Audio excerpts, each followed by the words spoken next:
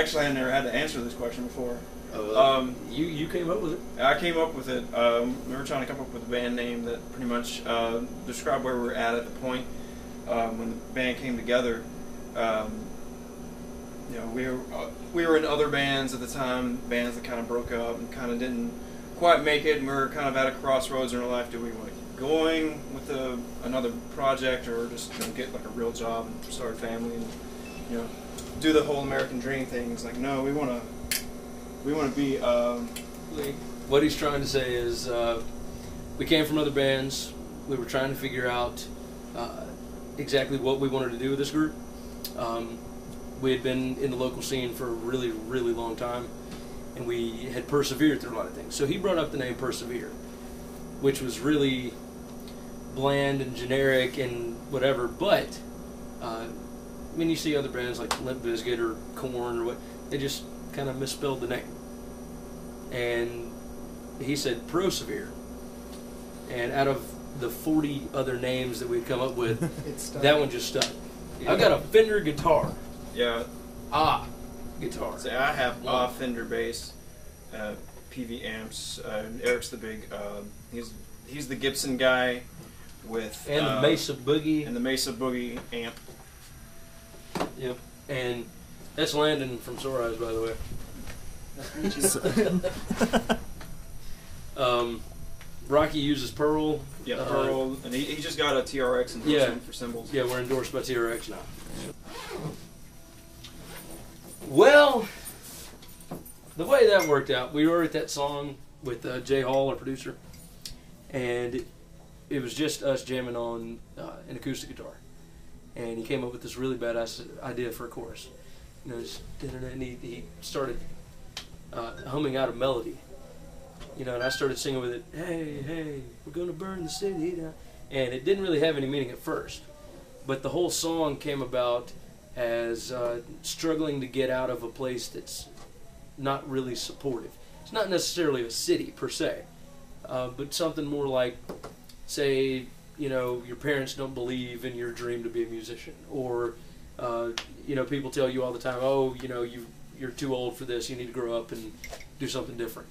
You know, it's basically saying bye to all of the negative energy. So we're going to burn this place down. Let's go with Can't Let Go. Yeah. That's I think that's the all-around favorite. That was pretty much the first one we wrote, I think. Yeah, for this new record, yeah. Yeah, it was. Yeah, that's what I meant. Yeah, and it was just Gary, he had an acoustic riff that he came up with, and it was really simple, but it's badass at the same time.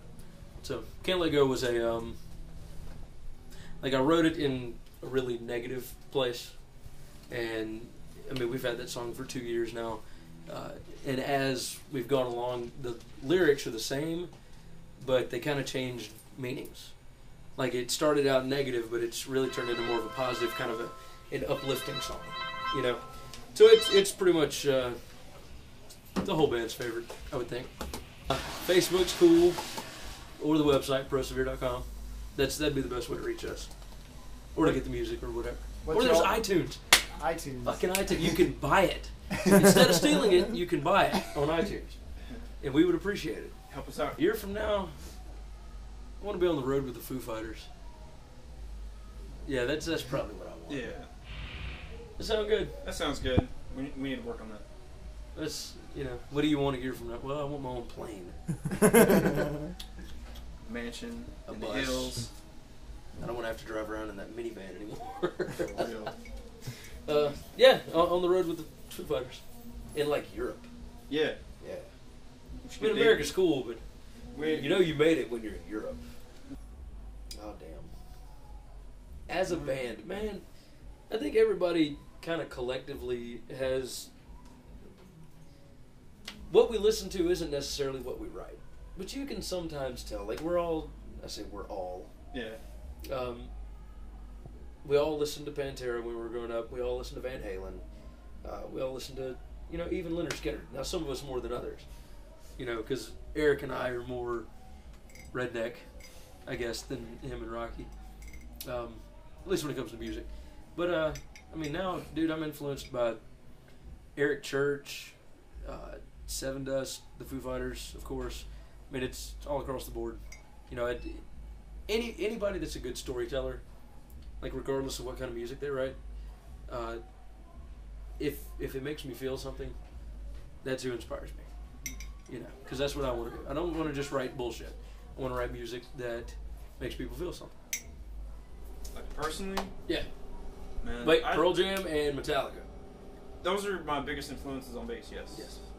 Especially Cliff Burton, Jeff Ament, and Jason Newsted on bass. But you know, as far as music goes, I listen to what my parents listened to growing up, and just Cher. no, no Cher. Disco. Pink Floyd. Yeah, Pink Floyd. That's Yeah. a good one. Yeah. I forgot Pink Floyd. Led Zeppelin. Yeah. All that good stuff, all that good classic stuff, and then just, you know, all the stuff that came out in the '80s, all the stuff that came out in the '90s. Just, you know, yeah, all of it. Yeah, basically Music. everything from 1980 through 1999. Anything after that's kind of most difficult. Getting everybody on the same page, because you're a group of, well, for us, 4 individuals. We've all got different things we're going on with our personal lives and whatnot, and getting everybody in the same mindset, in the same mood, you know, ready to go. And it's just tough to get everybody's emotions in check and get everybody on the same page, basically. And then there's, of course, the financial shit. Oh yeah. I mean, you could come up with all sorts of things, but that's the most difficult part is getting everybody together. Because when you're together, you can work through all the other bullshit. We don't have the rich parents to buy us everything.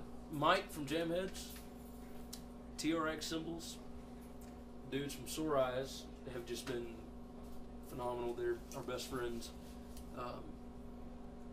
Shit, they played our first show in Memphis, like, 4.5 years ago? Not 4.5. It was about 4 Are you years. sure? It was right at 4 years ago. Oh, it was early 07, wasn't it? It was March. So it's been almost exactly 4 years. So, and I mean, it's, you know, tonight's basically kind of a rebirthing, I guess, of the Memphis music scene, you know. So, you know, we hope to start big things this year.